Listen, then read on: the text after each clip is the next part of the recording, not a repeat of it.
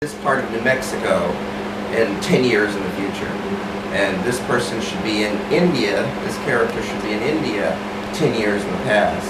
So the several series are all actually interconnected and happen in the same chronological time. So I had incidents in other stories, but I didn't have them all plotted. I didn't have the whole arc plotted out.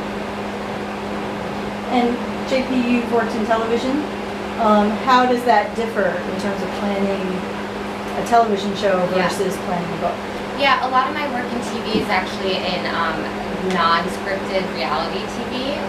So that is still telling a good story. You still need to know what your characters are, what they're going to do, but it's outlined and you get a beat sheet of like, okay, great, what's going on in your life, like we're going to capture this. Or I did a pilot for the Sci-Fi network. It was a steampunk build show, and that was a format beat where each episode we're going to, you know, meet our cast of characters. They're going to get a task. They're going to be tasked to build something. Then they're going to build it. They're going to face a challenge. They're going to figure it out. We're going to reveal it. So it's more of outlining than actually like writing the whole thing. But it's still, like I said, it's telling a good story. It's having a beginning, a middle, and end, a setup, a challenge, you know, a payoff. So it's a lot of the same skill set, but it definitely is different. Just to plug that, I created a TV show called My Giant Life, which airs on the TLC network. It's about women who are like 7 feet tall, and it's their emotional, it's a documentary series about their emotional struggles in their everyday life. So season 3 is premiering September 17th. Exciting. Yeah. Wow. Yeah. Multi-talented people. Yeah. Christine, you write both fiction and nonfiction. So how does that process differ? And does any of your nonfiction work inspire your fiction? 1000% different. My nonfiction work is like my everyday work, and so that's when it's my voice, like the way I talk, the way I present. I mean, it's just me, and so it's actually really easy. People want to shoot me for this all the time, but it's really easy for me to write self-help books for kids, self-help books for adults. It's what I do. I coach in real life. I'm a consultant, so it's very much born from that. The fiction is not my voice, and I'm very much what I would call a method writer, and so I truly assume the persona of whoever my main character is. I am very much that person. So much so, you guys have one of my real dark psychological twisty book. You guys have Transcend, and that's a book that was based on Phantom of the Opera, so I kind of said, my question was, because I always start with the question, what makes a person do that? Like, what makes a person show up in their life like that? And so from that question happened to correspond with me going through really intense personal grief. I had lost my mom. I felt like I had lost my creative soul. Ooh, I get emotional when she passed. And that book was born from that struggle. So it's a really dark, psychological, twisty book. So in that regards, it's very much pulled from my nonfiction, but completely fictional. And he was a character who I couldn't live in his space because he's messed up. So I could not live in his space for long periods of time. I would have to actively do something before I went home and interacted with my husband and my children. And, you know, I need to show up like a normal human, not really crazy one. When you mentioned writer, yeah. So yeah. When you mention voice, I think that's the key. When you have a voice, then everything else becomes automatic. You are the character. You are the character for the story. Totally. It's the soul. It's what makes. It's the difference between a good novel and one that's empty and kind of dry. 1000% agree. And what kind of self-help stuff can you just speak a little bit more on that? Okay, so my area of kind of expertise is giftedness. So I write about the social emotional needs of gifted kids a lot, do a lot of speaking in that area. So I write a lot of nonfiction around that, but that kind of then spun off to writing about temperament and how do we parent kids who are introverts versus extroverts, and how do we help school systems support introverts because they tend to be built to really well for extroverts, not so much for introverts. My book that's coming out in December, it's called Letting Go, A Girl's Guide to Breaking Free from Stress and Anxiety, and it's literally that. It's a self-help book for high school age girls to break free from the confines of stress and anxiety. So, that's all. Wow. Yeah. I write. I've written academic work that's somewhat related to fiction. I've written a academic textbook on ethnic conflict. It's called the Role of Communication Media in Ethnic Conflict. And so I'm interested in war and peace and violence versus peace, but it doesn't play into the stories the way I would like, because I think to make them entertaining stories, I can't be as factual and true base as the academic work is. So there's only a very loose connection, even though all the stories have a lot of violence and the attempt to bring about peace, but not exactly the way researchers today would say how it works. Does anyone have any questions they'd like to ask? I was interested to hear what you're exploring with the psychological elements in your books. In this, well, okay, so this series, the Solomon Experiments, is kind of my X-Men meets Bourne identity.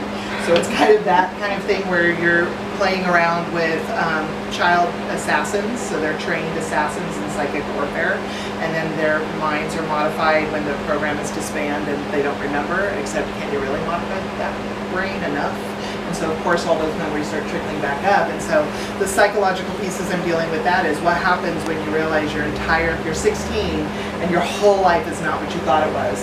And in a blink of an eye, you go from being bored out of your skull in the middle of a tiny sleepy town in central California to having assassins in SUVs chasing you down, and you're supposedly somebody else. And your parents were just killed. And like, now what? You know, and you find out your brother knew all about this all along.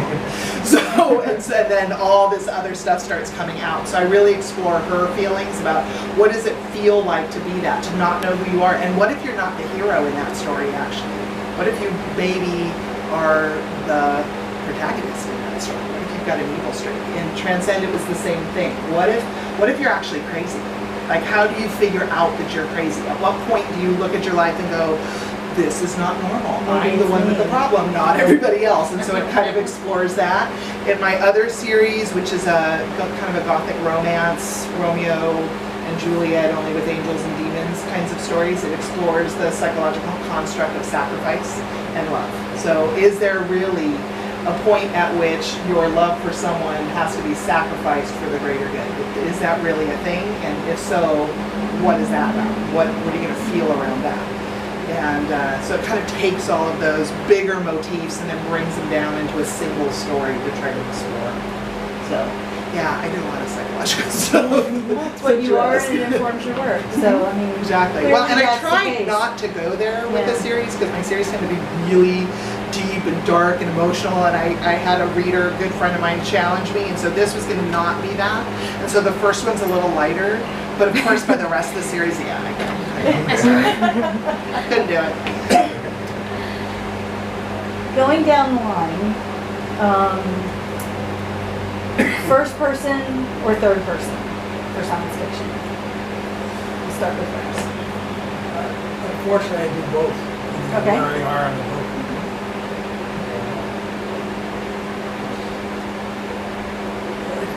It's both, because the story just develops to a point where you may be doing a little telling, but then all of a sudden you're into the characters and you're not the first person. That's the way it goes.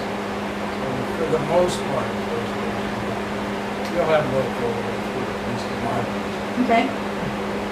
I think it depends upon the story you're writing. For my first book, it's first person, and the book I'm writing now is third person, because it's just appropriate for the story that's being told. I think first person, especially if you're a beginning writer, first person is easier. Third person is more challenging. So if you're a beginning writer, you might want to try first person. I think most people do. I was trained in screenwriting, which is third person present tense. So my first draft of both my books was that. And I had some beta readers say that the present tense didn't really sit with them and they preferred the past tense. So I did end up, I heard that from a couple of people that they felt that present tense could be jarring. So it's third person past tense. But I kind of like the present tense. too. And I think that there's a place for that, but it tends, I think, to probably work better as first person movie. I don't know. So, but I like the third person, but then I like to play with either like omniscient or omnipresent or personal. Yeah, there you go. Or personal, where, you know, how much are we just completely third person, or do we get a little bit into their heads and can kind of know more of what they're feeling? So I like to play around with that as well. Yeah, mine all are in third person present, and young people give me a hard time about it too. Yeah. But I'm not going to change. They're going to have to suck it up. And it's close, meaning it feels almost like first person. I mean, Right. so in each story will have 2 or 3 or 4 main characters you're following. So in a chapter, you'll be following one character, and you're hearing their perspective, with their narration of the events going on, and some of their thoughts. So that's the way I do the third person. I deliberately do both in my fiction. In this series, your protagonist is first person, present, and your antagonist is third person, close, present.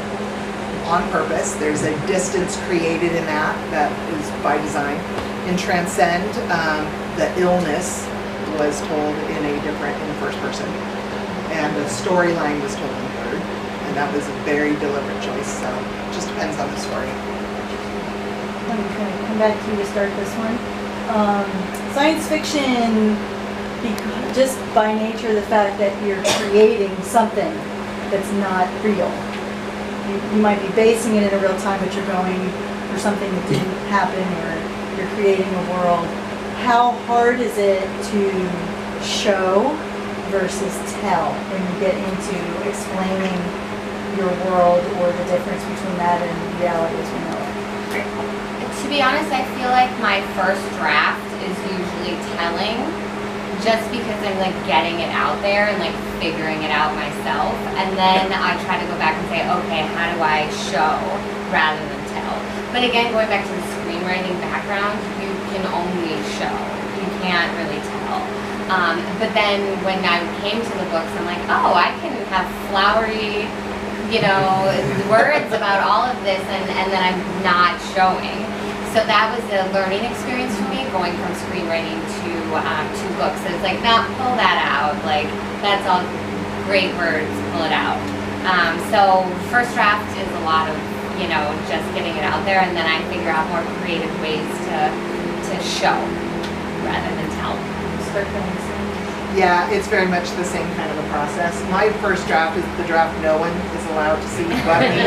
I call that word vomit. It's just, I have to get it out, because I am much better playing with the clay when the clay is on the pottery wheel. I do not want to play with it in my brain. So yeah, it's just get it out as fast, down and dirty as I can, and then I play with it. Yeah, I have the same issue when I write. I want to tell her things going on. I can see it so clearly in my head. I just want to tell it what I'm seeing. And I have an academic writing background, so I want to tell it very academic. Oh my gosh, yes. And we've all read books like that. I need a lot of help. So I have to work hard to bring it around. Well, it's again another change. There's probably about 3 in the area. I'm a member of an authors group, writers group. And we meet once a week, those that are writing. And we meet for a couple hours, and you read your 1,500 or 2,000 words you wrote, and then sit back, and then get all the criticism you can understand. At the same time, you're doing the same with all the other writers. That certainly takes care of the tell, because you get hit with that right away. But the feedback you get tends to also peak your own thoughts. You might get a critical, and invariably you never get consistent criticism.